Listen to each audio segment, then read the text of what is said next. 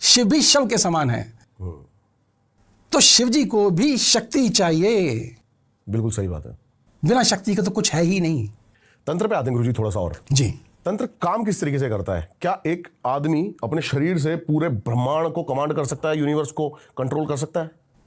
बिल्कुल कर सकता है, डेफिनेटली कर सकता है, 100% कर सकता है। कैसे? देखिए, जैसे मैंने अभी आपको एक पूरा ऊर्जा का एक आपको मैंने बताया कि 2 ट्रायंगल हमारे अंदर मौजूद है, एक 2 ट्रायंगल ऊपर भी हैं। अगर चित्र के द्वारा ही समझाया जा सकता है, वैसे तो पॉसिबल है नहीं। हाँ जी। लेकिन ये ट्रायंगल जो है एक एनर्जी का, जैसे मैंने बताया 3 नाड़ियां हैं, जो ब्रह्मांड हमारे अंदर है वो ब्रह्मांड उनके अंदर है, सेम एनर्जी बाहर है तो वो हमारे अंदर भी है।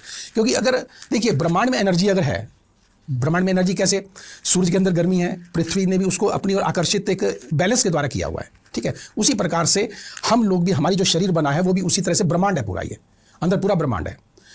अब उस ब्रह्मांड में जो ऊर्जा है वो 100% एक्टिव की जा सकती है, 100%, और वो बिना आज्ञा चक्र के, बिना आज्ञा चक्र के पॉसिबल ही नहीं है। पहले ध्यान रखना, पॉसिबल नहीं है। और आज्ञा चक्र अगर हमने अगर एक्टिव कर लिया, ध्यान रखिएगा इस बात को। और आज्ञा चक्र होगा कैसे एक्टिव, ये भी आपको बता देता हूं।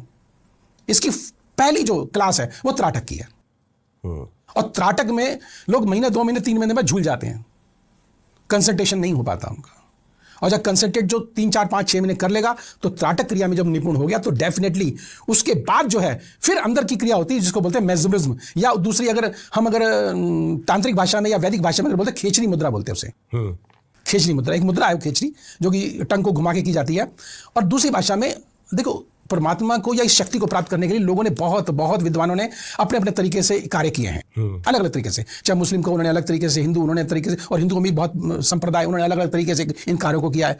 लेकिन मैंने जैसे बताया कि शॉर्टेस्ट रूट जो है, जैसे कि ओशो जी ने दिया संभोग से समाधि तक। लेकिन अगर दूसरी तरफ अगर हम देखेंगे, देखिए बहुत बारीकी वाली आपको बात बताता हूँ, हमारे इस तंत्र शास्त्र के ऊपर भी बहुत ही मतलब इतना बैलेंस्ड काम हुआ है, और वो थ्रू तंत्र हुआ है। आप देखिए, जब आप आनंद की तरफ भाग रहे हैं, आनंद की तरफ खोज कर रहे हैं आप, और जब आप आनंद में जा रहे हैं, आनंद में जा रहे हैं, आनंद में जा रहे हैं, तो जब आप संभोग करते हैं, संभोग करने के बाद तुरंत आप स्खलित भी हो जाते हैं, तो फिर उसके बाद क्या होता है? विषाद, निराशा, आलस्य।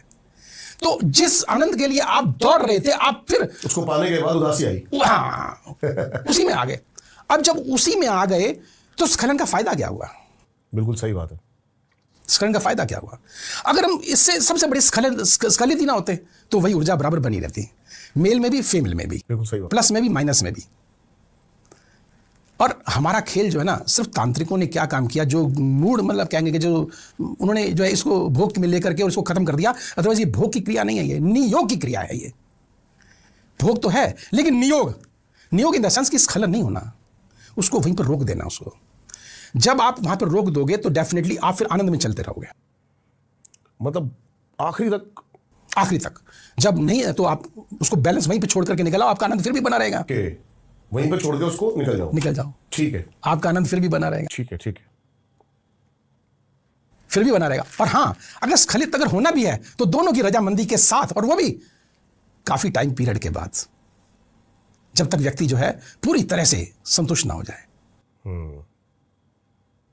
और तब अगर ऐसा करते हैं तो निश्चित आपको बता देता हूं मैं, 1 साल तक भोग की आवश्यकता नहीं पड़ेगी, अगर ये नियोग विधि से कर लिया तो। ये सच है। और तंत्र भी जो है, देखो इसी ऊर्जा, हम ऊर्जा को अधिक से अधिक, जल्दी से जल्दी कैसे प्राप्त करें, ये शॉर्टेस्ट रूट लिया गया।